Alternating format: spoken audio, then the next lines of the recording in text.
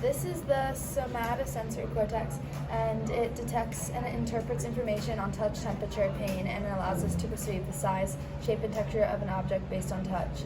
The occipital lobes process and respond to visual stimuli, and the temporal lobe, which is right here, is involved in hearing, language, and processing and memory. This is the hypothalamus, and it plays a vital role in motivated behaviors like eating and drinking, and that's the corpus callosum, and it connects both sides of the brain. Yeah. This is Broca's area, and it's involved in speech production.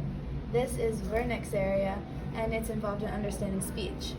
This is the frontal lobe, and it is responsible for personality, intelligence, and the voluntary control of muscles. This is the motor cortex, and it controls voluntary movements. The parietal lobes, which are right there, process sensory information that has to do with taste, temperature, and touch. This is the amygdala, and it influences aggression and fear. This is the hippocampus, and it's involved in learning and the storage of long-term memories. This is the cerebral cortex, and it's the outer layer of the brain that's responsible for most complex mental functions. This is the reticular formation, which controls the sleep-wake cycle. This is the thalamus, and it receives incoming sensory information, organizes it, and relays it to the cortex. This is the basal ganglia, and it works with the cerebellum and cerebral cortex to control voluntary movements. This is the brainstem, and it directs essential activities like heart rate and breathing.